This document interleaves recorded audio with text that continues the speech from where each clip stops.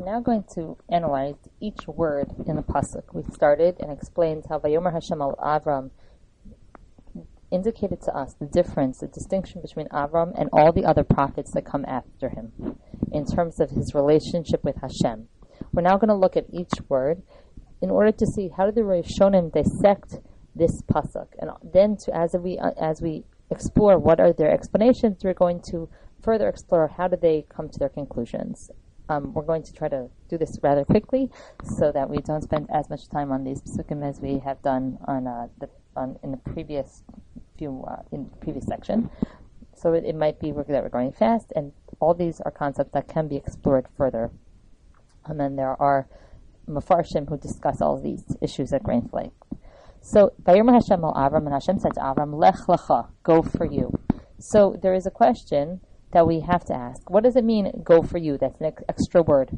We've been discussing the past few classes how every word in the Torah is there for a reason, and if there's any extra word that doesn't need to be there, that seems to not add information, it must be indicating, it must have a reason for it. So, Lech lecha, go for you. Rashi says, Laha'anascha u'tovascha, for your benefit and for your good. V'sham e'escha l'gai gadol, and there I will make you to a great nation. V'kan I atazocha levanim, and here you are not worthy for sons. V'od, and in addition, she'odia tivacha ba'olam, I will make known your nature in the world. So Rashi says, go for you. What does it mean, go for you? Go for your benefit and for your good. And what will be this benefit and good? According to Rashi, the benefit and good is that which is listed in Pasuk Beis, that Hashem will make Avram into a great nation, and that he will become famous. So a few questions on Rashi, and then we're going to proceed. This Rashi is a perfect example of how, when it comes to the language of the Rishonim, when it comes to the word usage of the sages who lived in the early Middle Ages, they wrote in a very terse fashion, and every word has a purpose. Lahanascha u'letovascha, for your benefit and for your good. So the Mefarshim will comment on it. How come Rashi had to use both words? Why didn't he just say for your good or for your benefit? And then why did he use this phraseology tivacha as opposed to shimcha? There are many explanations of how the Mefarshim on Rashi deconstruct Rashi to prove to tell us how he's really giving us a much deeper message in his few words. So just as an example, Lahanascha u'letovascha, for your benefit and for your good. Lahanascha, for your benefit. Some things that might be for your benefit are not good for you. When you go to your dentist and get your teeth cleaned, it's beneficial to you, but it's not really that much fun. Some things are fun, eating a lot of candy, cake, chocolate, but it's not really for your benefit. In this case, Lech lecha, go for you, it will both be for your benefit and for your good. Let's continue. Ne'artzecha u'miladetcha u'mibeis avicha. There are 3 phrases, and each of these phrases are different, from your land, from your birthplace, and from the house of your father. If we notice, it's an inverted triangle. Artzecha is the broadest term. Mimaladetcha is more specific. Mibeis avicha is even more specific and closer to Avram Avinu. So Hashem is telling Avram that he needs to make a complete break from his past. He needs to completely disassociate himself with who he was, with the culture and the society from which he was raised. Rashi adds to this. Rashi gives an explanation that Hashem is using more words in order to give Avram Avinu more reward when he listens. Hashem knows Avram is going to listen. Avram listens to Hashem. So he uses words that will indicate how great is the struggle that Avram is overcoming in order to give him a reward, a lefum sara agra, a reward for this act that he's doing. Rashi just says in order to give love, that he says it with these words to increase the love for the mitzvah. And Mefarshim and Rashi explain that this makes it even more difficult, which gives him an even greater reward. We say Hashem tells Avram, and this is the first communication, which is why we're focusing on it so much, go for yourself from this land that I show you to land that I will show you. So leave here to another land. So Hashem does not tell Avram where he needs to go. So why is this not? Why? So obviously, or not so obviously, but Hashem is giving Avram a chance to prove himself that he will listen to him even though he doesn't tell him where to go. Hashem is coming to him and just say, leave your home, start wandering. Avram does it without asking, when will I know when I've gotten there? Pasuk Beis. In Pasuk Beis, let's continue with Pasuk Beis. Ve'escha l'goy gadol, and I will make you for a great nation. Ve'avarechecha, and I will bless you. Ve'agadla shemecha, and I will make your name great.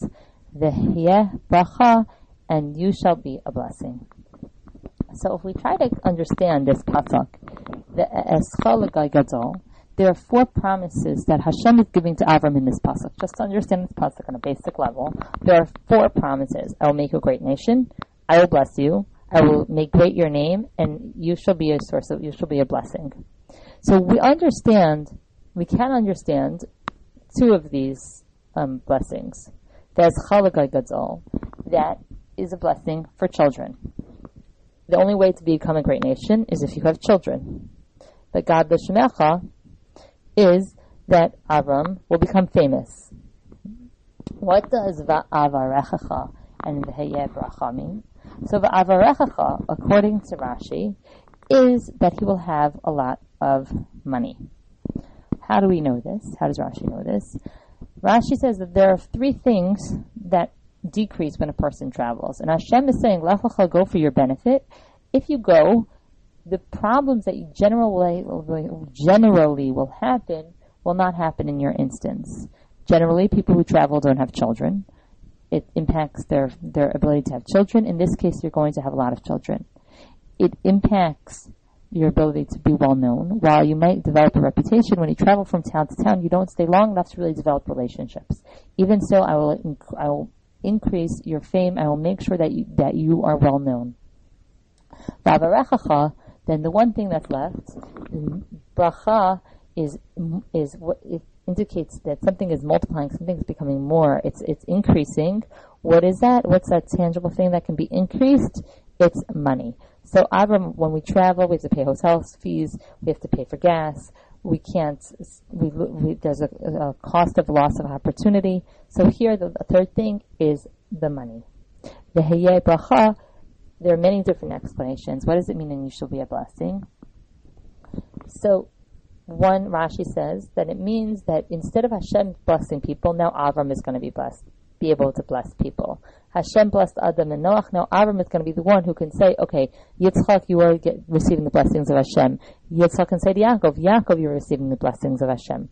Avram is now going to be a source of blessing. Number 2 is that when people see, other Mefarshim explain, when people see Avram Avinu, they're going to say, you should be like Avram Avinu. That's a blessing. He's a source of blessing. People will want to become like Avram Avinu. And the Heyeh Bracha, that the blessing, that the people of the land will be blessed because of Avram's existence. That there's a certain spiritual energy that Avram, through his good deeds, brings down to the world. There's a certain amount of blessing that because Avram is blessing Hashem, that Hashem now rains down abundance on the world. So here, his spiritual acts, his mitzvos, and good deeds are now allow Hashem to do positive things for the world. The chesed of Avram allows Hashem to do chesed for the whole world. He is a source of blessing. We're going to skip Pasuk Gimel and go right to Pasuk Dalet or Pasuk Gimel. It says that those who curse Avram will be cursed and those who bless Avram will be blessed. Pasuk Dalet, Vayelech Avram, and Avram went. Kasher diber elav Hashem, just like Hashem spoke to him.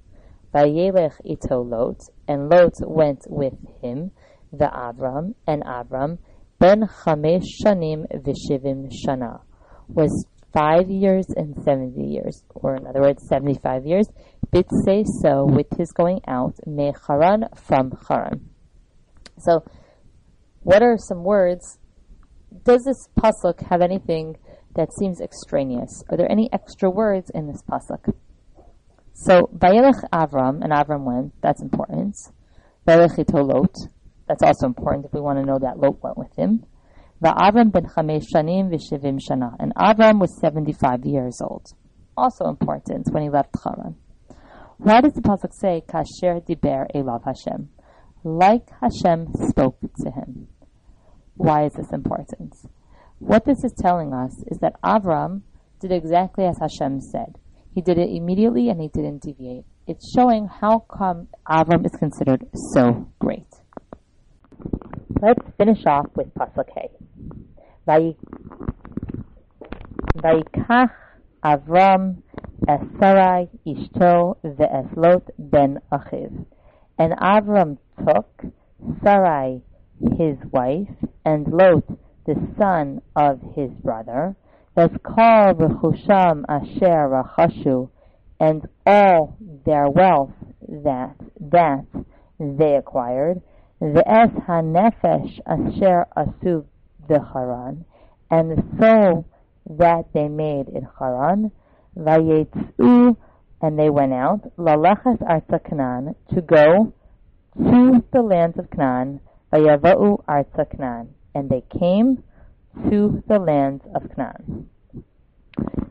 What does Esanefesh Asher Asu b'Haran mean? The soul that they made in Haran.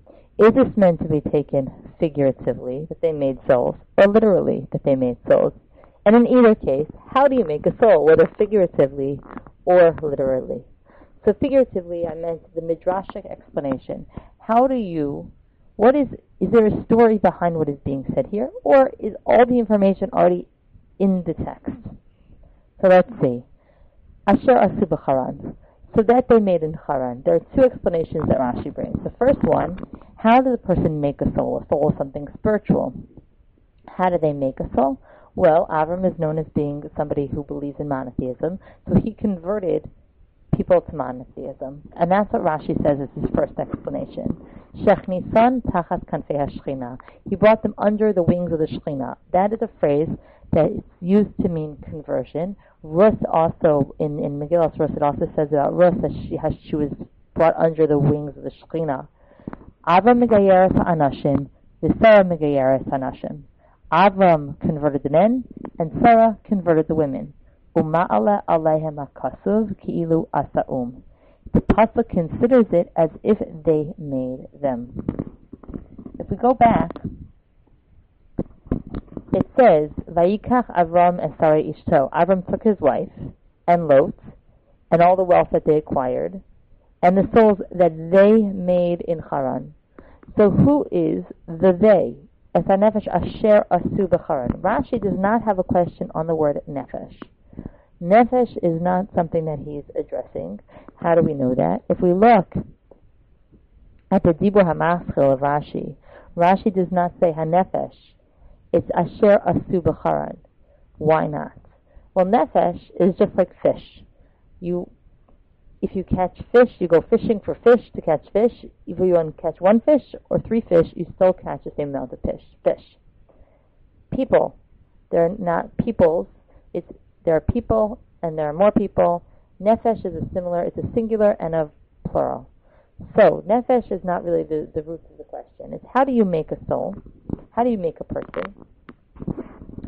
So who is doing this making? So you make them by converting them. That's creating them. It's reforming them. And who did this?